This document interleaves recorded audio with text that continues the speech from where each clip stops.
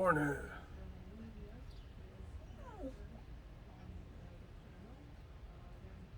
How are you doing today?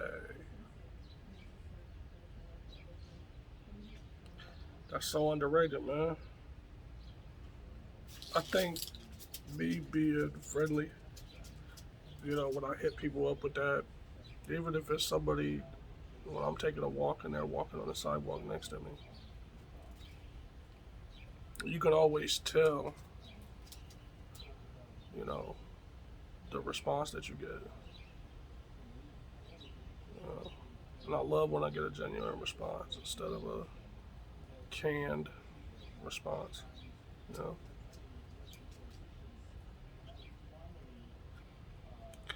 I remember when I never used to be like that. I would more likely just look at you,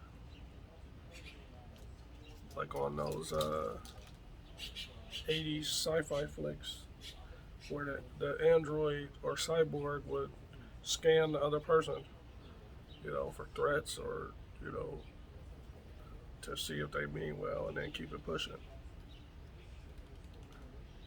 You know, it's a funny little insight, because if you're blessed to live long enough, the older you get, you start to realize what things are really about. You know, like to not take things for granted, but also, like don't take yourself or life in general too serious all the time. Like there's a time and place for a lot of that. You know, and I freely admit that like some of that got lost in the sauce for me, man. I could have had a lot more fun at a younger age if I knew stuff like that. You know, a long time ago, a close friend once said to me, "You're an extremist." And at the time, my basic knowledge of that term was basically learned from documentaries or what I saw on the news and shit. So I'm looking at him like, "What are you talking about?" He was like, "You so extreme on everything." He was like, "Either you love something 1,000%, or you hate it 10,000%." You know, and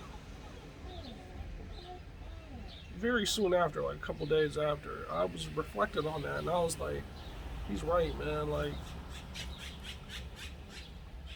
I didn't have any gray area, you know, and I still don't to a large extent, you know, but it's not zero, you know, because it's important to have balance in life, just like anything else, man. If you don't balance things in your life, they can easily go to extremes, whether it's love, whether it's hate, whether it's indifference, you know, in the same way that too much of one thing can be bad for you, you know, in the same way that not enough of another thing can be bad for you, you know. That's one thing that when I was young and I was a drinker, excuse me, that I didn't get moderation, you know. In my senior citizen years, I started learning about my birth sign, the elements, things that things of that nature that are intertwined with some of that stuff. And no, I didn't go to a palm reader. No, I don't live my life by an internet astrologist. But it gave me some interesting insight on myself because I craved that balance, you know. And I realized from what my friend told me, like he must know me very well because later on in life, when I tried to really hard to keep things in balance, things started to improve. And his voice would come back to me from time to time, and I would remember, like, In the moment when he gave me that, when he hit me with that, I didn't know what to think of it. I didn't necessarily think it was bullshit, but I didn't really grasp it.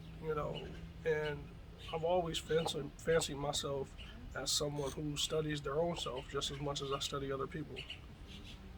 Because one of the mysteries in life is understanding yourself. Like, especially in Western society, we're trained a lot to focus on outward things as far as how they pertain to um, cause and effect in our life. You know, when Eastern philosophy, Eastern wisdom teaches you to focus inside, it puts less of a precedent on, say, people, on you versus internally you having an effect on the world, how you view the world, how you project some of the things that are within you on other people, you know. But with understanding teachings like that, you start to realize that it is possible that sometimes it ain't you, it's people projecting things onto you, you know. Like, I used to have a really difficult time with people's perception of me because of my ink. Because when I look in the mirror, I'm shaving in the morning, I got my shirt off or something, I can see it all. But I don't literally see it all. Like, when I see my face, I see it like this side of my face, not like this side of my face. And that's how I perceive all of my skin. You know, I don't know if it's like that for everybody else that's inked up. For somebody that has one that's covered or something like that, it might be different. But for people that have them all over their body, invisible, that's something I ponder because I don't, for some reason, my brain has switched it off. And I don't see it necessarily, like, for a better term to put it. I don't see it until somebody else mentions it or brings it up. You know, I have thought at times that it was my internal way of the way I see other people because, like, I don't look at the way someone dresses or their appearance or something and automatically just make snap judgments.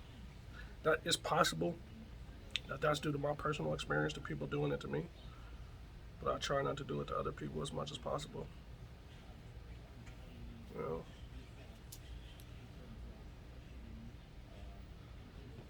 these are just some morning observations. You know,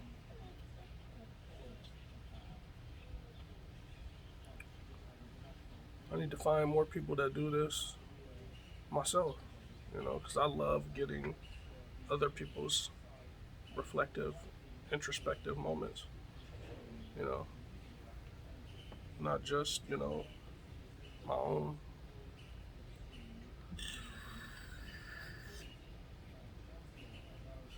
Shit, some of the best things I've ever learned from people was from complete strangers. Not a teacher, like school teacher, not like my parents or stuff like that. Becoming a student of people I've never met. Disciplines that weren't taught in school, all that stuff. You know, I'm gonna cut it short because the nana boo boo butts over here is whimpering and acting stupid. I guess already hot as the devil's butt crack early in the morning. But they had to come out here. They wanted to be in there whimpering like I was neglecting them or something, like I'm a bad human. you know? I just wanted to touch base with my internet family on such a glorious damn morning. We are so blessed to be here, man. And I hope you embrace that. Carpe diem the shit out of that. You know? Come back to my channel and holler at your boy, man. I hope you're having a beautiful day.